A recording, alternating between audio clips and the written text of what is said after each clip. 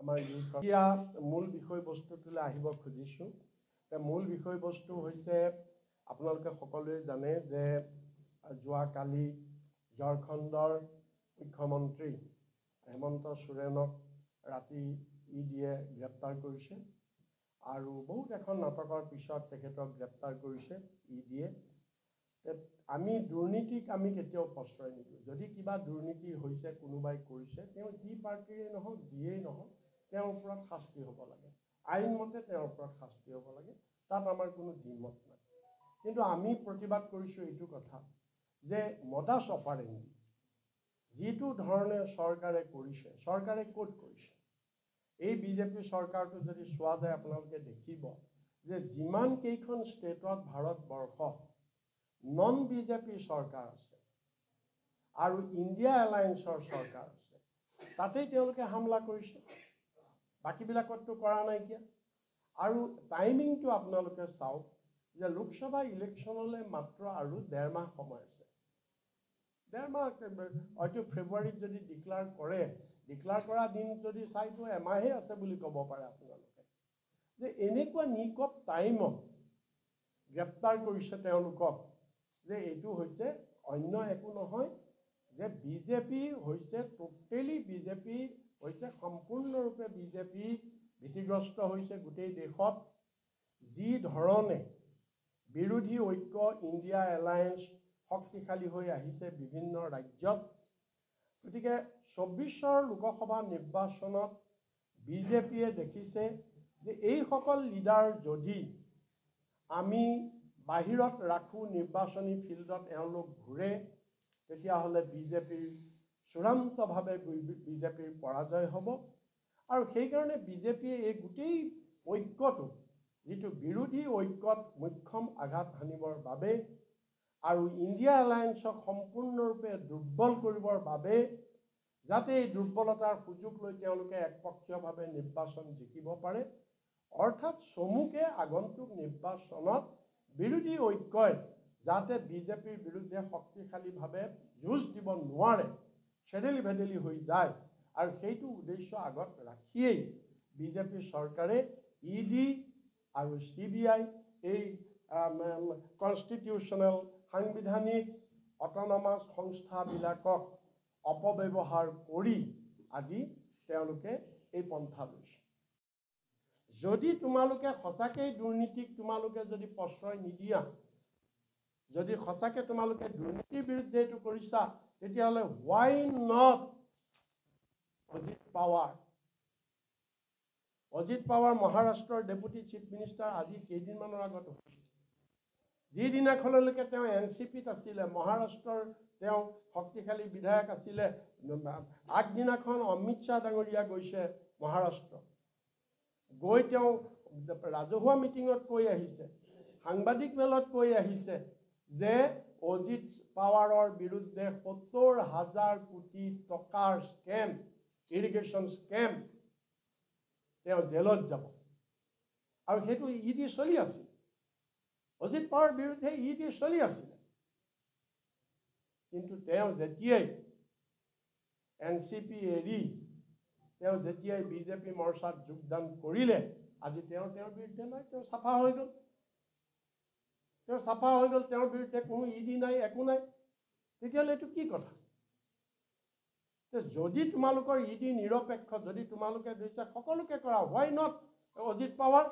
মই আগৰ কথাবিলাক নকওঁ, আগৰ হেৰিবিলাকৰ কথা নকওঁ, মেহুৰ চকচীৰ কথা নকওঁ, নীৰৱ মোদীৰ কথা নকওঁ, ললিত মোদীৰ কথা নকওঁ, সেইখিনি বাৰু নকওঁ, বহুত পুৰণি হৈছে। কিন্তু আমি লেটেষ্ট কৈছোঁ, তোমালোকে মুখ্যমন্ত্ৰী, তোমালোকৰ ইডি ক'লৈ গ'ল? ইডিয়ে নেদেখে নেকি? আমাৰ অসমত হিমন্ত বিশ্ব শৰ্মাৰ পত্নীক তোমালোকে নেদেখা নেকি? তোমালোকে হিমন্ত বিশ্ব শৰ্মাৰ পত্নীক নেদেখা নেকি? যে যিগৰাকী ইমান কৰাপশ্যন, মাটি বাৰীৰ কৰাপশ্যন, গোটেই সাংঘাতিক ধৰণৰ কৰাপশ্যন, আনকি এটোলৈকে ছাবচিডিটো তেওঁৰ কৰাপশ্যন, তেওঁৰ এগেইনষ্টে ইডি নাই। যে যেতিয়া বিজেপি চৰকাৰ আহিছিলে, 14 চনত বিজেপি চৰকাৰ আহিল, 15 চনত তোমালোকে হিমন্ত বিশ্বক CBIত মাতিলা, তেওঁৰ পত্নীক মাতিলা কলিকতাত, তোমালোকে জেৰা কৰিলা, আৰু তাৰপিছত যেতিয়া তেওঁ জইন কৰিল আজি তেওঁৰ ইডি নাই, তেওঁৰ CBI নাই, তেওঁৰ একো নাইকিয়া। আজি আমি সেইকাৰণে বিজেপিক সুধিব খুজিছোঁ, ঠিক আছে হেমন্ত সোৰেনকতো তোমালোকে গ্ৰেপ্তাৰ কৰিলা, এজন হেমন্তক গ্ৰেপ্তাৰ কৰিলা, ইজন হিমন্ত কেতিয়া গ্ৰেপ্তাৰ হ'ব? তোমালোকৰ যেন হিমন্ত কেতিয়া গ্ৰেপ্তাৰ হ'ব তোমালোকে তাৰ উত্তৰ দিয়া।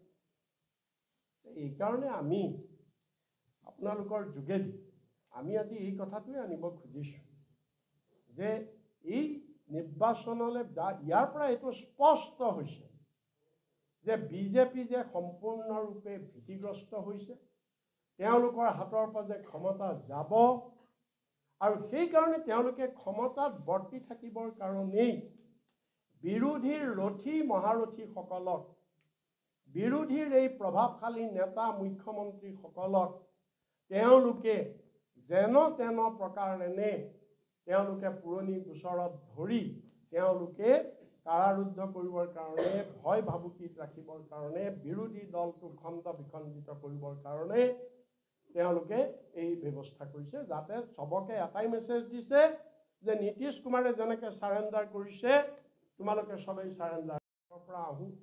সাউথত ক'ত হামলা দিছে? তামিলনাডু, DMK তাত চৰকাৰ, ষ্টেলিন মুখ্যমন্ত্ৰী, তেওঁৰ এগৰাকী কেবিনেট কলিগক আজি অলপ দিনৰ আগত গ্ৰেপ্তাৰ কৰি ৰাখিছে আৰু তেওঁৰো 4-5জন মন্ত্ৰী MLAৰ বিৰুদ্ধে তাত ইডিৰ অনবৰত সমন জাৰি হৈ আছে, অৰ্থাৎ তেওঁলোকক ডিষ্টাৰ্ব ৰাখিব লাগে। তাৰপিছত ক'ত আহিছে?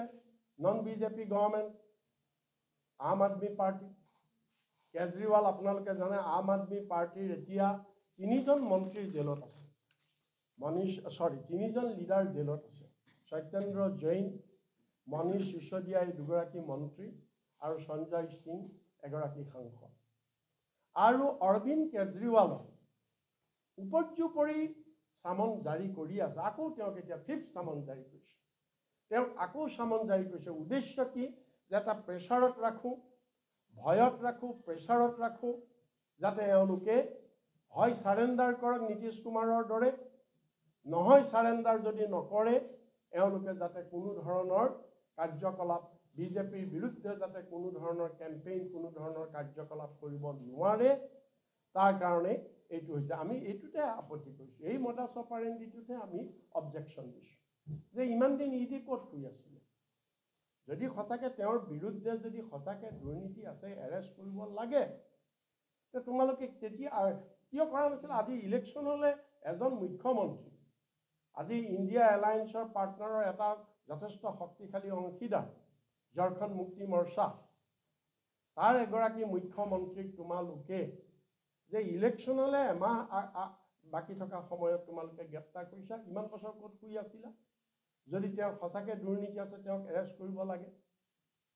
ঠিক সেইদৰে আপোনালোকে চাওক এতিয়া আম আদমি পাৰ্টি, আম আদমি পাৰ্টিৰ পিছত আপোনালোকে চাওক TMC, তৃণমূল কংগ্ৰেছ, তৃণমূল কংগ্ৰেছৰ এতিয়াও 2জন মন্ত্ৰী জেলত ৰাখিছে, 2জন MLA জেলত আছে, আৰু অভিষেক বেনাৰ্জীকে ধৰি বিভিন্ন মন্ত্ৰীক বিভিন্ন সময়ত ইডিয়ে জেৰা কৰি আছে, চামন কৰি আছে, এখনৰ পিছত এখনকৈ চামন দি হাৰাশাস্তি কৰি ৰাখিছে পশ্চিমবংগত।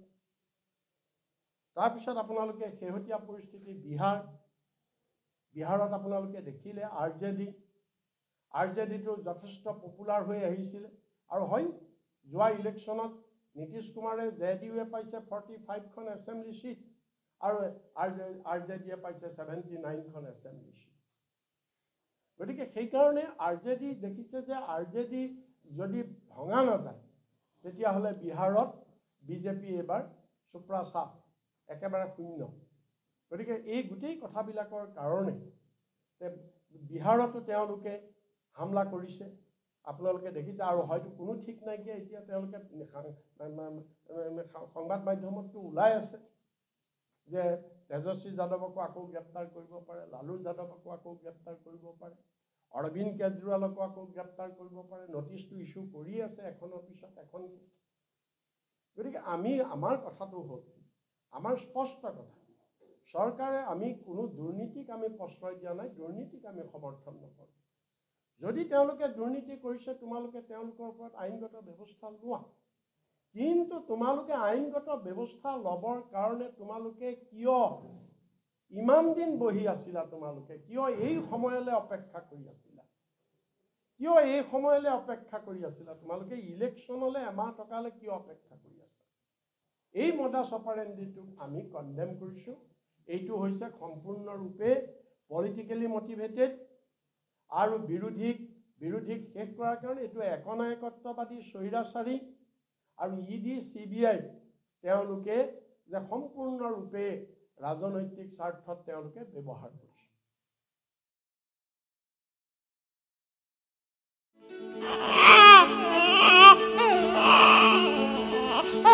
অভিনন্দন আপোনাৰ এজনী ছোৱালী জন্ম হৈছে